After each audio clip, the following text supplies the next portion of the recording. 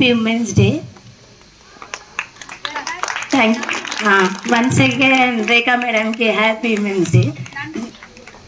నేను ఏమనుకున్నానంటే ఫస్ట్ మా తన స్టేజ్ ఇక్కడ జాయిన్ చేసినప్పుడు చిన్న బాబు, యాక్చువల్గా తనకి మాట్లాడడం రాదు, థింకింగ్ ఆలోచన కూడా సరిగా లేకపోయేది. అయినా కూడా 1 year తర్వాత మా తన ఇక్కడ జాయిన్ చేసినాము. కొన్ని ప్రతి స్కూల్లో ఉంటాయి లోపాలు అనేది, ఉండవంటూ ఉండవు. అంటే మన పిల్లలు అందరూ ఒకేలాగా ఉండరు కదా. ఒక పిల్లలు స్పీడ్గా ఉంటారు, ఒక పిల్లలు చాలా డౌన్గా ఉంటారు. అందరూ ఒకేలాగా చదవాలన్నా టీచర్స్ కూడా ఇబ్బంది. అందరినీ మోటివేట్ చేయాలి, అందరినీ చేయాలి. మనం అనుకుంటాం పేరెంట్స్ అందరం ఒకేలాగా ఆలోచిస్తాం, మా పిల్లలు ఎందుకు చదవట్లేదు, మా పిల్లలు ఎందుకు చదవట్లేదు, ఆ పిల్లలే ఎందుకు చదువుతున్నారు అని. మన పిల్లల్లో కూడా తప్పులు ఉంటాయి, అది పేరెంట్స్ సరి చేయాలి. యాక్చువల్గా అయితే ఇది ఫస్ట్ పాయింట్. పిల్లలు స్కూల్కి వెళ్తున్నారా, మనం బాక్స్ పెట్టేసామా, పంపించామా అనేది ఇంపార్టెంటే. పిల్లలకు కూడా ఇంపార్టెంటే, పోయి చదవాలి. చదివిన తర్వాత వాళ్ళు చెప్తారు, చెప్పిన తర్వాత ఇంటికి వచ్చే బాధ్యత మనదే కదా. పిల్లలు వాళ్ళు చెప్పేంత వాళ్ళకి 70% 50% చెప్పారనుకో క్లాస్లో, ఆమె రిమైనింగ్ 30% ఇంటి దగ్గర మనం మోటివేట్ చేస్తేనే పిల్లలు 100% అవుతారు. అది మెయిన్. యాక్చువల్ మా తనీష్ అనేది చాలా స్లోగా ఉండే, మా బాబు స్టార్టింగ్లోనే స్లో.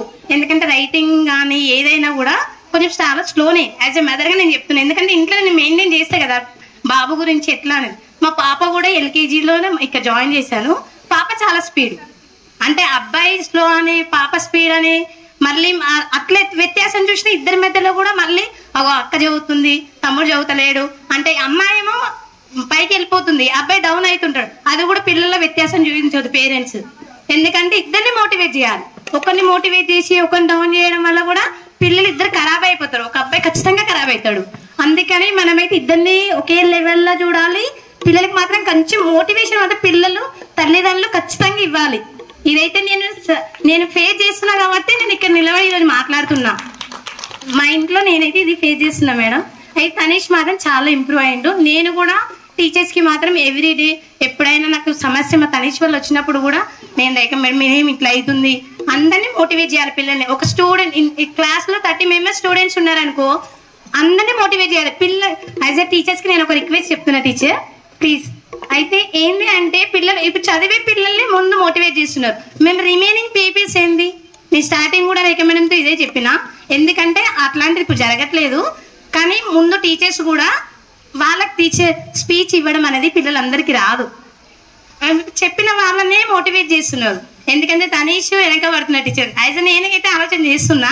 ఎందుకంటే ఇండిపెండెన్స్ డే కానీ రిపబ్లిక్ డే వచ్చినప్పుడు వచ్చిన పిల్లలు స్టేజ్ ఫియర్ అందరికీ పోవాలిగా టీచర్. స్కూల్లో చదువుతున్నప్పుడు ఇప్పుడు 9th class అబ్బాయిని ఇక్కడ మాట్లాడమంటే స్టేజ్ ఫియర్ ఖచ్చితంగా ఉంటుంది.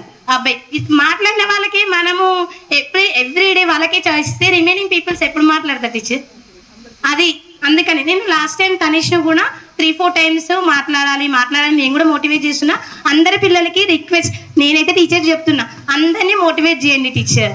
ఇది ఓకేనా టీచర్? స్టేజ్ ఫియర్ అనేది ఫస్ట్ ఆఫ్ ఆల్ మన స్టేజ్ మీద మాట్లాడాలి అంటే పిల్లలకి స్టేజ్ ఫియర్ ఉండకూడదు. యాజ్ ఎ పేరెంట్స్ అయినా ఎవరైనా మనం ఈరోజు ఇక్కడ మాట్లాడుతున్నాము అంటే కొంత భయపడతారు, వాళ్ళు చెప్పాలనుకుంటారు కాకపోతే ఇక్కడికి వచ్చి చెప్పలేరు. అది పిల్లల్లో ఉండకూడదు అనేది నేను ఫస్ట్ ఆఫ్ ఆల్ అదే అనుకుంటున్నాను మేడం. ఇక్కడికి వచ్చిన తర్వాత ఈ ఉమెన్స్ డే సందర్భంగా మేడం అన్ని యాక్టివిటీస్ ప్రోగ్రామ్స్ అన్ని క్రియేట్ చేసినా కదా.